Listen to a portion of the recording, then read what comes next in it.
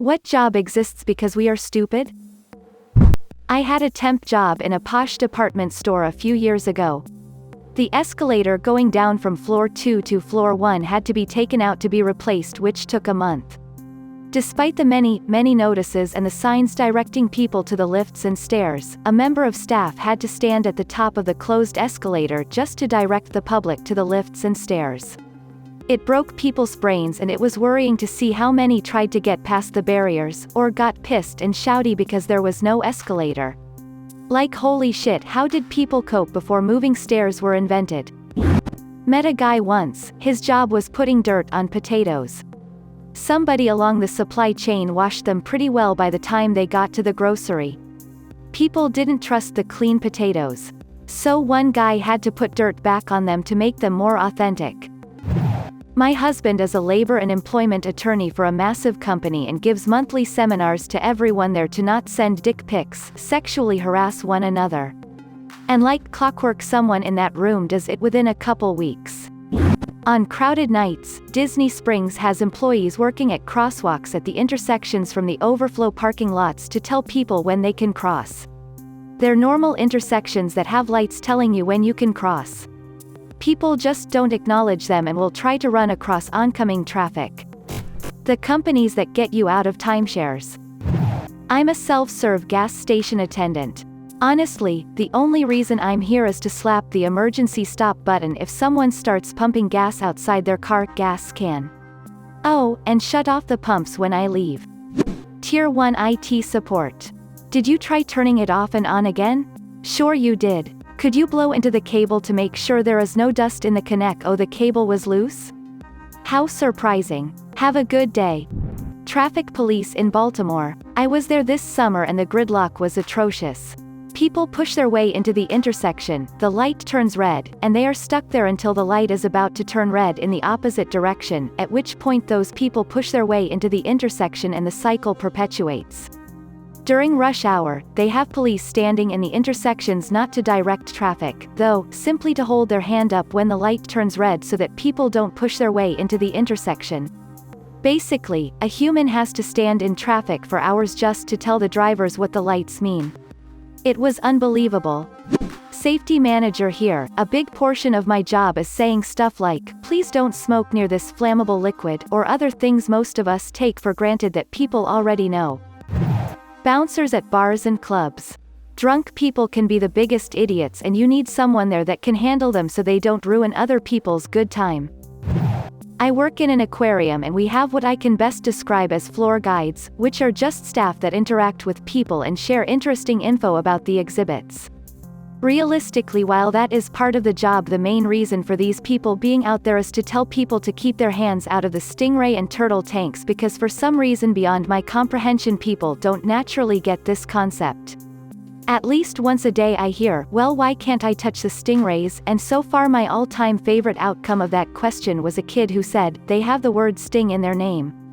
I have wanted to say that so many times, but am unable.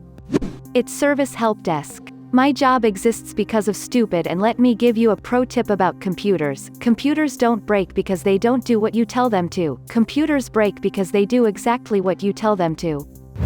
My first job out of college was to stand outside of Aldi's and help the people how to figure out to put the quarter in the slot to release the shopping cart, and then, later, how to put the chain back in to get their quarter back. I said F that. I stood there all day, baked out of my gourd. My job, financial advisor. Save money for retirement, at least 10% of what you earn, gross, in an IRA or employer-sponsored plan. Put it in growth mutual funds or ETFs, and don't touch it until you're satisfied you have enough there to live on no more than 4 to 5% of the balance per year for the rest of your life. Don't consider individual stocks with this money. Establish a basic budget based on your post-retirement savings income and current expenses. Do not spend more than you bring in on a regular basis. Save a little after-tax money from every paycheck in an FDIC-insured savings account. This is your emergency fund. Don't touch it if you're not in financial dire straits. Once you have at least 3 months of expenses covered by that emergency account, keep saving the money, but flow it to another investment vehicle, such as stocks, bonds, CDs, treasuries, real estate, precious metals, whatever you are comfortable with depending on your goals and risk tolerance that can at least hold value, if not grow it.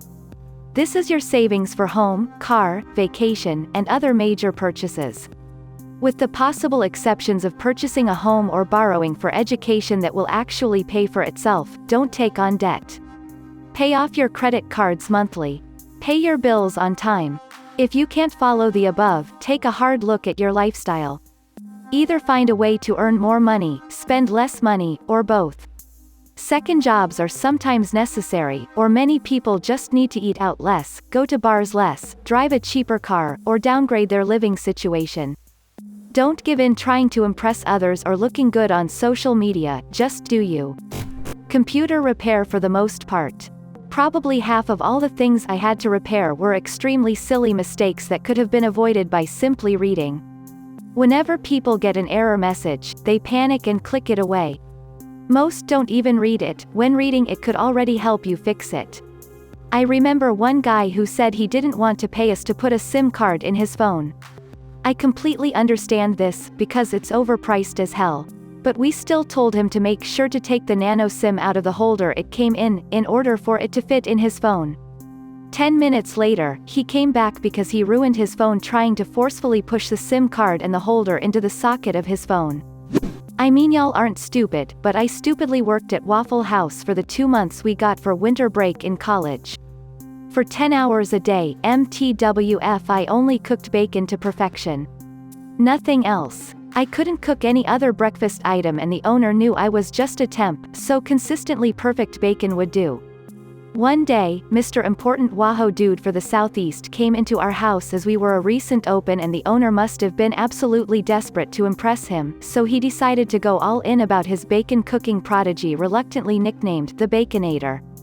For context, every time one of the absolute characters, who are longtime Wahoo workers, would call for the classic pull one bacon, they would make a big deal to their customers about the rookie, Baconator, and I would proceed to shake my head over the grill and remind myself that this was the absolute rock bottom.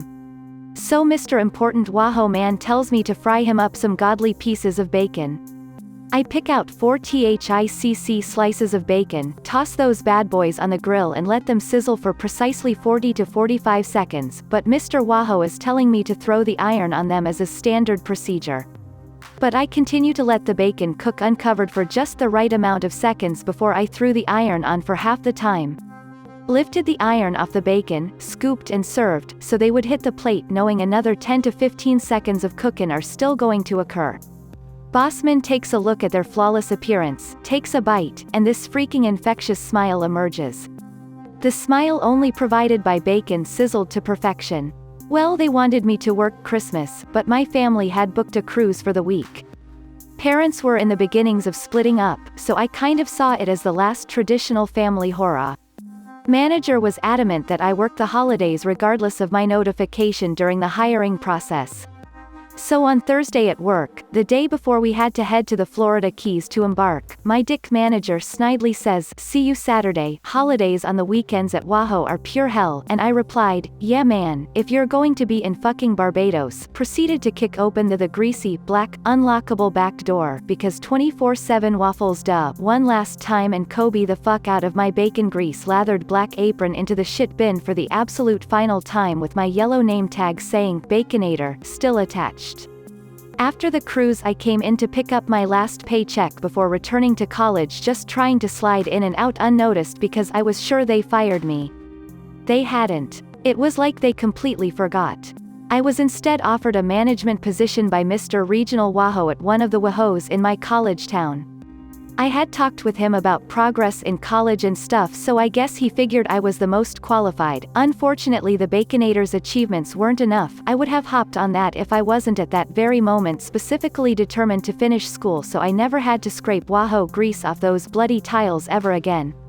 Or have damn Carla the semi-functional meth head call me Baconator one more goddamn time with a hoarse laugh right before she heads out back to chain smoke cigs for half an hour. My drunk ass just realized this post has absolutely nothing to do with the op, so enjoy this random anecdote from the 2 most pathetic months of my life. Classroom support. I'm specifically thinking about my current engineering classes, where an electrical engineering professor preaches problem-solving skills above all, until he is confounded by a projector. I work in a pool supplies store. My job is mostly to babysit people from the moment they enter the store until they leave, because nobody ever knows anything about how to take care of their pool or what kind of equipment they have. My job is like if there was a guy at the grocery store who would meet you and ask you what you need, and you'd tell him, "I dunno, it's a vegetable," and then he'd say, "Okay, what kind of vegetable?" and then you'd say, "I dunno, it's round." And he'd ask, "What color is it?" And you'd say, "I'm not sure, gray, green, brown," and after going through all the potential vegetables that could be, it would turn out that you meant a watermelon, and he'd go get the watermelon for you because you can't be trusted to grab a watermelon instead of a pumpkin. Managers. I ran a department of 35 developers for many years, and I was keenly aware that all I basically did was ferry information from one person to another. Priorities from execs to developers, risks from developers to execs, dates, schedules, etc. I was an information processing system. I remember thinking, and if Bob would just remember to tell Alice what she needs to know, I wouldn't be needed, but they can't, so that's why I get paid this insane salary.